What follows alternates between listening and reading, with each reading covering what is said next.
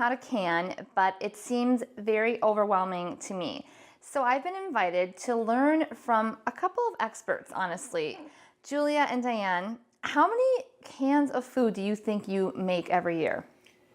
There's probably 250 quarts and pint jars on the shelves at my house right now, and we're not done for the season. I would probably say more than that, and that's just at her house, not counting what's here. What are you going to teach me to can? We're going to do potatoes and corn today. All right, I like it. Starch, starch. Yes, and that's why we chose them, because we can can them at the same time with the same amount of pressure without having to do two canning. All right, how do we get started? Well, the first thing to do has already been done for us, and that's gathering the vegetables, and that's a lot of times where the guys in the family come in and help us. We've already got the potatoes gathered. They've already been thoroughly washed here, and we've got the corn gathered, and it's already been shucked and silked, and it's ready to go. But not cooked yet. Neither one of these things has been cooked. No. Those have not. Right. So we've collected these things. What comes next? Okay, we went ahead with the potatoes. All we did was just cut them up. We put them in a large pot and added water to them and put them on to boil for about 5 good minutes boiling. And then we poured the water off, and that's to get rid of some of the starch. See, we just cubed them to fit into the jars. And I noticed that they are not peeled. I like that. Okay. Personal preference, whichever way. Sometimes we do, sometimes we don't. So far, this seems manageable because I boil potatoes all the time at home. Then you got it. You're with us so far. All right. Then these are ready to go in the jars. We'll take them and we'll put them in the jars, and we'll pack them pretty tightly in the jars. This fits, it's a wide mouth funnel that fits over the jar, and that way you don't spill everything and make a mess.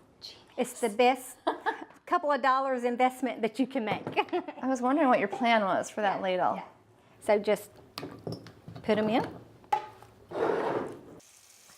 And while she's doing that, I'm getting water hot over here because we're just going to put hot water in on top of those. Just tap water? Hot tap water? Okay. Oh, yeah. You don't want to mash them, so don't pack too hard. And you leave at least a half inch head space during canning. All right, got it. So not packed, but in a little room at the top. Correct. Then before you put the top on, for it to seal properly, you always have to make sure the top is clean around the rim, because if you don't, it will stop the processing of sealing, because when these seal, you'll hear all these jars start going pop, pop, pop, pop, and that means they're sealed. Okay. Let's take the lid off now. All right, we're going to fill it up with water, just to, like she said, that half an inch. And then we're going to put about a teaspoon of salt in it. It's canning salt. It just helps preserve it a little bit better. Most times potatoes that we can like this, we usually use them for soups. Also use them for mashed potatoes. I'm not sure that I would use them in a potato salad because you want something a little harder, a little more firm. Okay. Yeah. So am I ready to cover this now? Yes, you are. All of this seems manageable. It is. Yes. Okay. All right. And that's ready to go into the canner. And then we would do 7 quarts of those at one time. So that's all you do to get the potatoes ready to go into the canner.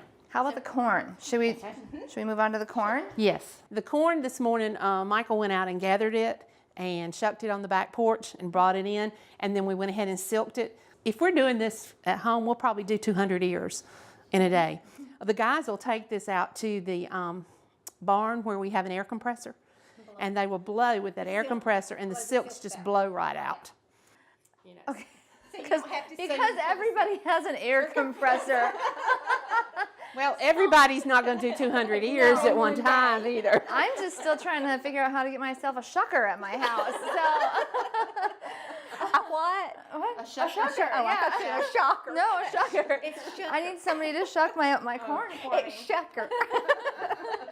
Okay, so now what? You take the ear of corn and you just take the knife and slice it. Yeah. And that's another thing too. When you slice it like this, you're getting a little bit of juice as well, so it's not going to be dry. It's not just total niblet. You've got a little bit of the juice. Now this is not garbage. What? This goes to the cow pen this afternoon. The cows will think it's heaven today when they get the corn. I do not have a cow pen, so will that be? So yours can be garbage. Okay. All right. Yeah. Okay, so we've got this big bowl of corn, and what's next with this? It does not have to be pre-cooked at all. So it's just going to go directly into the jar. Do you ever put milk in here, or it's just water? Just water. You don't put any dairy products in canning. If you're going to keep anything very long at all, you do not want dairy products in it. See, she had too much in there. Yep. So there, we got the little space at the top. Same drill. Okay, then we're going to fill it with just warm tap water. Once again, about a teaspoon of salt.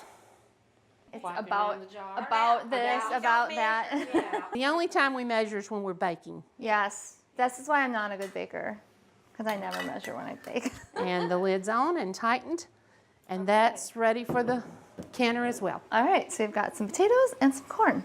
All right, so we're going to put those jars in here.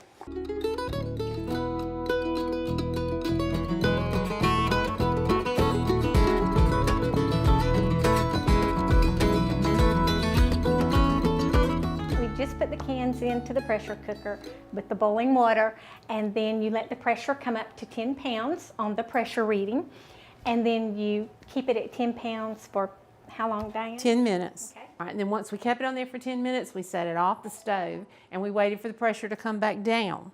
You don't want to take the top off until that pressure is reading 0 again. Okay, when we were at the stove, though, one thing you did is you had to babysit this. You had to reduce Yes. the temperature, because Yes. otherwise, if you keep the heat up, it's gonna blow me. Right. Yes, it's going to go past 10 pounds, and you don't want it to go, for this area, you don't want it to go over 10 pounds. Okay. That's the one part of canning that you cannot walk away from and wait. Okay, so now we brought it over here. Pressure's at 0. What comes next? All right, we're going to take our pressure valve here off, and we're going to double check that there's nothing coming out of it. If there was still steam, we'd wait a little while longer. There's no steam, and our safety valve is popped back down, so we're ready to open it. When I open this, just for safety's sake, you always open it away from you. Okay. Oh, So for safety's sake, when I undo this and I open it back, the steam is going to go in front of us that way. But if there were a problem, it's nothing's going to come towards me. oh yeah, there's a little bit of hot water there. Okay, so there's that. You can hear the jars still cooking down in there. It was a whistle. Yeah. Okay, now we're going to take our jars out of here, and we're going to put them somewhere where the cold air can't hit them. No air conditioning on them. And we're going to cover them up and leave them. In about 30 minutes, you'll start hearing the lids pop. That means they're sealed. Okay. We decided last week we were thankful that we weren't the Amish women that have to do this over the wooden stove.